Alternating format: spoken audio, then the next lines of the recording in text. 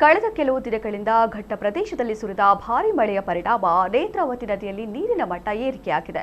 ಭಾನುವಾರ ಸಂಜೆ 4 ಗಂಟೆ ಸುಮಾರಿಗೆ ನದಿಯ ನೀರಿನ ಮಟ್ಟ ದಿಢೀರ್ ಏರಿಕೆ ಕಂಡು 8.6 ಮೀಟರ್ ತಲುಪಿತು. ಬಳಿಕ ನೀರಿನ ಹರಿವು ನಿಧಾನವಾಗಿ ಇಳಿಮುಖವಾಗುತ್ತಿದ್ದು ಇದೀಗ 8.5 ಮೀಟರ್ ಮಟ್ಟದಲ್ಲಿ ಹರಿಯುತ್ತಿದೆ. ನದಿಯ ನೀರಿನ ಮಟ್ಟ ಏರಿಕೆಯಿಂದ ಪಾಣೆಮಂಗಳೂರು, ಆಲಡ್ಕ, ಪಡ್ಪು ಪ್ರದೇಶಗಳಲ್ಲಿನ ಸುಮಾರು 15 ಮನೆಗಳಿಗೆ ನೀರು ನುಗ್ಗಿದ್ದು, ಮುನ್ನೆಚ್ಚರಿಕಾ ಕ್ರಮವಾಗಿ ಅಲ್ಲಿನ ನಿವಾಸಿಗಳನ್ನ ಸುರಕ್ಷಿತ ಸ್ಥಳಗಳಿಗೆ ಸ್ಥಳಾಂತರಿಸಲಾಗಿದ್ದು ಯಾವುದೇ ಪ್ರಾಣಹಾನಿ ಸಂಭವಿಸಿಲ್ಲ ಎಂದು ತಿಳಿದುಬಂದಿದೆ. ತಗ್ಗು ಪ್ರದೇಶಗಳಾದ ಆಲಡ್ಕ, ಕಂಚಿಕಾರ್ಪೇಟೆ, ಬಂಟ್ವಾಳ, ಕೋಟೆಕಣಿ ಭಾಗಗಳ ರಸ್ತೆಗಳಿಗೆ ನೀರು ಹರಿದು ಸಂಚಾರಕ್ಕೆ ಅಡಚಣೆ ಉಂಟಾಯಿತು.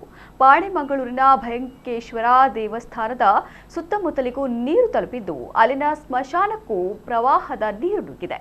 ತಾಲೂಕು ಆಡಳಿತದ ಮಾಹಿತಿ ಪ್ರಕಾರ ನದಿಯ ನೀರಿನ ಮಟ್ಟ 9.5 ಮೀಟರ್ ತಲುಪಿದರೆ ಬಂಟ್ವಾಳ, ಬಸ್ತಿ, ಪಡ್ಪು, ಜೈನರಪೇಟೆ, ಪಾಣೆಮಂಗಳೂರು ಭಯಂಕೇಶ್ವರ ದೇವಸ್ಥಾನ, ನಂದರಬೆಟ್ಟು, ತಲಪಾಡಿ ಹಾಗೂ ಭಂಡಾರಿಬೆಟ್ಟು ಸೇರಿದಂತೆ ಹಲವು ತಗ್ಗು ಪ್ರದೇಶಗಳಿಗೆ ಪ್ರವಾಹದ ನೀರು ನುಗ್ಗುವ ಸಾಧ್ಯತೆ ಇರುವುದರಿಂದ ಸ್ಥಳೀಯ ನಿವಾಸಿಗಳು ಎಚ್ಚರಿಕೆಯಿಂದ ಇರುವಂತೆ ಸೂಚಿಸಲಾಗಿದೆ.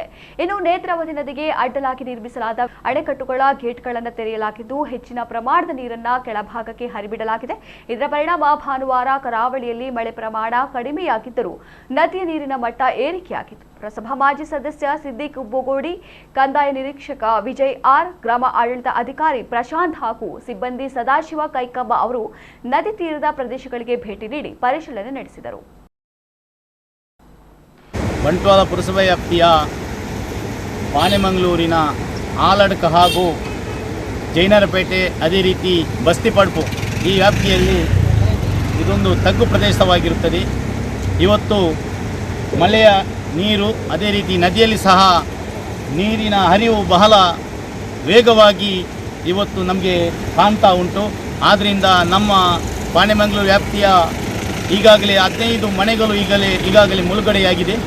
ಈ ಮುಳುಗಡೆಯಾದ ಮನೆಗಳು ನಿನ್ನೆ ರಾತ್ರಿಯಿಂದಲೇ ಎಲ್ಲ ಮನೆಯವರನ್ನು ಖಾಲಿ ಮಾಡಿಸಿ ಅವರ ಸಂಬಂಧಿಕರ ಮನೆ ಹಾಗೂ ಇತರ ಬದಲಿ ವ್ಯವಸ್ಥೆ ಅವರು ಮಾಡಿಕೊಂಡಿದ್ದಾರೆ. ಅವರಿಗೆ ಸರ್ಕಾರವು ಸೂಕ್ತ ಯಾವುದೇ ಸಣ್ಣ ಮಟ್ಟಿನ ಪರಿಹಾರ ಆದರೂ ನೀಡಬೇಕೆಂದೇಳಿ ನಾನು ಈ ಸಂದರ್ಭದಲ್ಲಿ ಕೇಳ್ತಾ ಇದ್ದೇನೆ. ಮನೆಗಳು ತುಂಬ ಹಾನಿಯಾಗಿದೆ. ಅದೇ ರೀತಿ ಮನೆಯ ಪೀಠೋಪಕರಣ ಹಾಗೂ ಎಲೆಕ್ಟ್ರಿಕಲ್ ಐಟಮ್ಸ್ಗಳು ಹಾಳಾಗಿದೆ.